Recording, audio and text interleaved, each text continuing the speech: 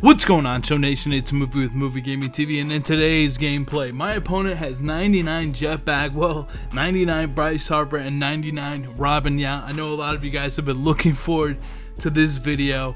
The last couple days, I've just been kind of taking a break to recharge the batteries, but the batteries are recharged. I'm going to be coming at you with this video. I'm going to be coming at you with another gameplay video, and I got a huge pack opening that I'm about to record, so be sure to hit that like button and that subscription button. When I saw his lineup, I didn't even see at first that he had the 99 Yount as well. I'm going up against MJ Cool. You guys know Sonoya from that gameplay, who's arguably the best Korean player. MJ Cool is they're probably like 1 and 2 for the Korean players. I don't know which one of them's better. Honestly, they're both beasts, but he has MJ Cool has that Bagwell, that Harper, and that Robin Yount. It's crazy, man. Like I'd never seen the Bagwell, I'd never seen the Harper in a ranked seasons game yet or anything like that, and then he just had like all 3 of them. Just like, dude, that's some crazy beast stuff, you know what I'm saying? A lot of people will be like, why do you have to have such a good team? And it's like, man, when you're at the top of this game, like, everybody's got a beast team and like a super beast team even along those lines. So let's skip straight to their at-bats in the second inning because nothing really happened in the first. Here's Bagwell. We both have Yount on the hill, and after this gameplay, like, without a doubt, man, Yount is the best pitcher, so he gets a good rip there with Bagwell. With the righty, I can definitely mix up my pitches a lot better with Yount. High and inside fastball, low and away slider, and then knuckleball in on the hands. That's pretty dang dominant. I ended up getting a fastball in the middle of the plate. He had his weight back for the knuckleball, so he was late on it. And then Kaufman, it's always a big field, so that was very helpful there. Now we got 99 Bryce Harper that we're going against. Try to get a knuckleball inside. Flash the leather, man. These games, you got to flash the leather. Like I've said in past videos, top players, it's not just the hitting, it's not just the pitching, it's also the defense, and it's also the base running. You got to have all elements of your game on point to be at the top of this game.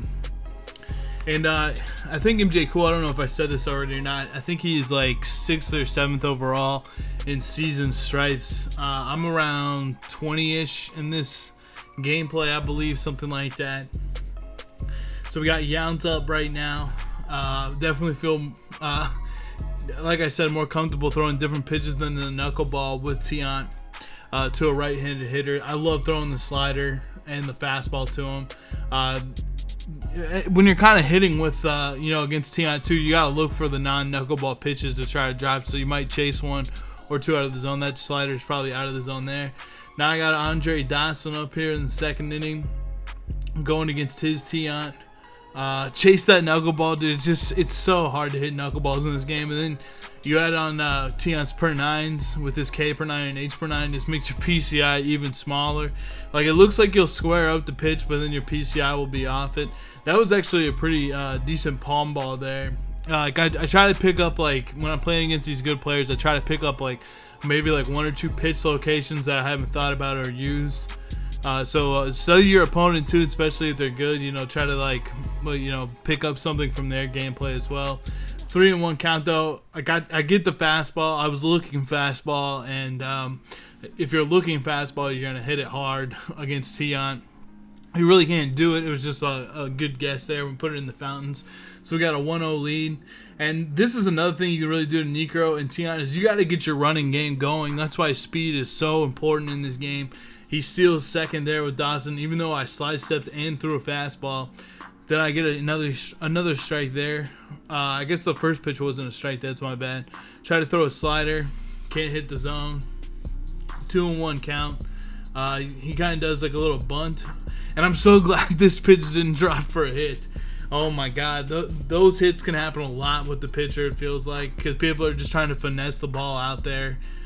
Get a pitch inside for a ball there, so it's 3-2. And dude, I just can't hit the zone against Yount. What a take there, and what a terrible walk. Because Yount is honestly one of the worst hitting pitchers in the game. Not that any pitcher's really good, but he's like particularly bad. And then I'm just like, I don't know if I was late on my reaction or if the ball was hit too hard. Ball was probably hit too hard right there, because I have gone to Seager and Ripken in my defense. Because, dude, they're just so good.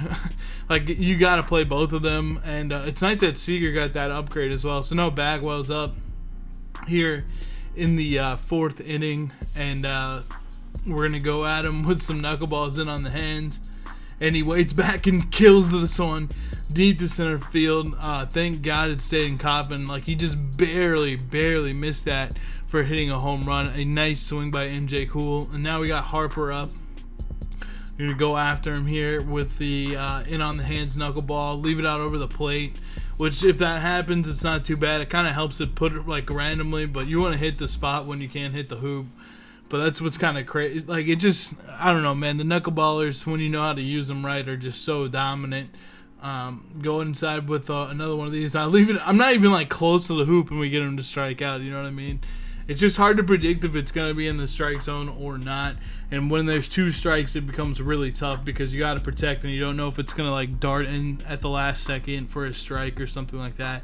So now we have Yount up, going inside with the fastball, trying to make a diving play here. We can't quite make it. We're going to go with that slider away. And these are good pitches to even use with any pitcher, but he gets that animation where he kind of like inside outs it to the opposite field gap. That's a powerful hit in this game, which it's kind of tough IRL. It's not really even realistic. It was kind of like low, and he just inside out of it. And then there's David Wright at first. Mike Trout was playing down on IE, so I ended up putting David Wright at first, and he didn't do too bad. If you need like kind of a first baseman, I thought the animations that he got were pretty good at first base. So it's somebody to consider if you are looking for a speedy first baseman. You'll see that comes into play here as Wright gets a base hit up the middle. Like if you're facing right on right, just try to hit some base hits with David Wright. And then if you're facing a left-handed pitcher, look to drive the ball out of the ballpark. Another card I really like is in the same mold as this David Wright is Live Series Paul Goldschmidt. If you have a lot of cards, when he's playing up on inside edge, especially when he gets reverse splits and he gets like a bunch of power versus right, he's probably better than David Wright, honestly, because he'll have the 70 speed and he has breaking ball hitter, and he's pretty damn good. But this David Wright is nice. I like guys that have speed. That's real important to me because I like to run, especially with all the knuckleballers. You want to be able to run, and he's able to swipe the bag there with that 70 speed and 78 stolen base pretty easily. He strikes out Yount there, so we got 2 down. Alazar's up, and here comes a pitch from Yount. Kind of barely gets away, but I got a good break, hit L1 pretty much like immediately. And look at that speed from David Wright. So I got a base hit and moved over to third. That can be really big in these kind of games, because these kind of games can they're not always going to be slugfest when you got 2 Yount's. It's about like smart base running, moving the base runners, playing a little bit of small ball there. I just took it the other way through the hole, not trying to hit a bomb or anything. And we go back up with a run there. So now in steps Bryce Harper for him. We're in the 7th inning now. You want to keep Yount in as long as you can, because that knuckleball is still valuable. Still got a good amount of energy. Try to bust him high inside with the fastball, get it by him there. It's just funny how a 90-mile-per-hour fastball can be good. This is the slider you want to throw to the lefties with Yount, just low it inside. And again, you can use that slider with like almost any pitcher offhand. It's called a back foot slider, but you want that thing out of the zone. If you're going to throw it, you want it out of the zone. But it is a really tough pitch to square up. It's going to look like it's coming over the middle of the plate, and then it's going to be like low and inside. Chris Sale is pretty amazing at throwing them IRL. I think I've seen one where like Chris Sale like hits a right-handed hitter and he still swings and misses at it because it's so nasty. But Bryson's up 99. Bryson's up getting a hit up the middle for a base hit there. Puts himself on first base. And now Yount is up 99. Yount. I'm not sure what he's pausing at this point for. So let me cut ahead in the video. That's what he was pausing for. Luis Aparicio. I don't know why he has him on his team, but he ends up putting him in here to pinch run for the 99 Bryce Harper. He ends up putting him in. I'm not sure what else he's doing here though, but wasn't too long of a delay. So he's got a 98 speed and the 93 steal. Come out throwing a knuckleball first pitch. He doesn't want to steal first pitch, but whenever someone puts in a pinch runner, they're going to steal. We get away with the fastball right there. Pretty lucky pitch to get away with. I'm still trying to stop him from stealing. I don't even know if I think that was a pitch out. And dude, I don't know what happened there, dude. Like I went all the way to the green and it didn't throw it down to second base. You always want to get to the top of it. And of course, the next pitch is a lag pitch. I don't know if it's lag or if it's like, I think I have some Bluetooth issues sometimes because I have like a microphone and a webcam and all this shit like right next to my controller, and like the PlayStation controllers are like Bluetooth, and so I think it gets messed up like sometimes when my phone's in my pocket or something. So he ends up getting a run there to tie up the score. Now Griffey's up, go inside with the knuckleball here. You know, even when it's a good pitch to hit, it can be tough to hit. We end up going with the slider here, and I leave it over the middle of the plate. He was probably looking for it too. He wasn't looking for the knuckleball, and that's the danger of throwing those. You know, you want to catch him off guard with those pitches, but that can be the danger. Like my Dawson hit earlier, he ends up smashing that over the wall and takes a 3-2 lead. Now we are in, I believe, the bottom of the 8th. Video movie starts off with a base hit, and you guys are gonna see some funny stuff that's about to happen here. So I get on first base, and I don't know about you guys, but I like to take a one-step lead with anybody over 70 steal. It makes it really hard to throw them out at first base. Like anybody can still be thrown out at first base with taking a one-step lead, but it becomes a lot harder to do when they have like a good steal rating. I think good base running aggressiveness, it gets like real hard to pick them off. So I keep trying to get that one-step lead, because if I get the one-step lead and I hit L2, chances are I'm probably going to be able to steal the bag. So he's really trying to hold me close. I go anyways. You know, Tion only throws like 90 miles an hour. Now if he threw like 100 miles an hour, I probably would have been out there. I take my one-step lead. He's really trying to protect it, and this is crazy, man. Like, this is the only part of the game, and it's gonna happen every game where it's like, what the fuck, man? Like, I'm trying to take a one-step lead, and when I'm taking the one-step lead, I have no problem if someone wants to try to pick me off and hold me off. So I keep taking the one-step lead. I don't know if I've seen anybody though all year get thrown out at second base on a one-step lead. I don't think it's happened. If anybody's had it happen, let me know. I almost thought the game was going to freeze here because I started hitting R1 to pop back because I knew he was going to throw over even after I hit like the L1. I think at this point after I saw that, I was like, fuck it, dude, I don't want the game to freeze, so I'm just going to like stay, like I'm not going to like lead off. That was definitely a pitch to try to throw me out at third, like no question about that. Take the one-step lead, he pops off. I think maybe he was wondering about if it was going to freeze or something too. Like you just wonder if he actually saw that throw over to second base. So he keeps trying to step off, like he's really trying to hold me there. I'm not even thinking about going with nobody out. I don't want to get out. Even though, you know, like get on third base would be nice to be able to like hit a sacrifice fly, get a one-step lead. But now I'm popping back, like, you know, dude, like I'm not going anywhere.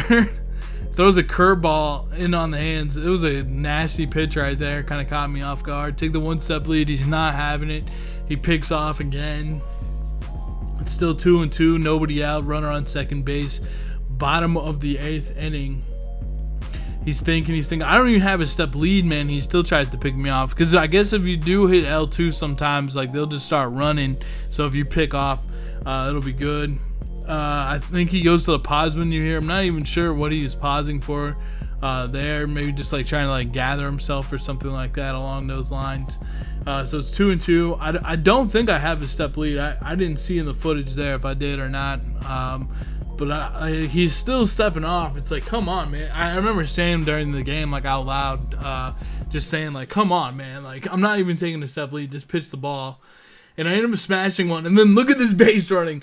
Like I don't know what happened, dude. But I just decided to go and play it aggressive. I was like, dude, I'm just going to third. Like. I'm going to third here, and he ends up throwing it to second base. So that was pretty funny. I would have been way out at third base, but I think it caught him off guard that I left and went. I just was like, shit, dude, I'm going. Like I know you're probably going to throw it to first base, and I'm going.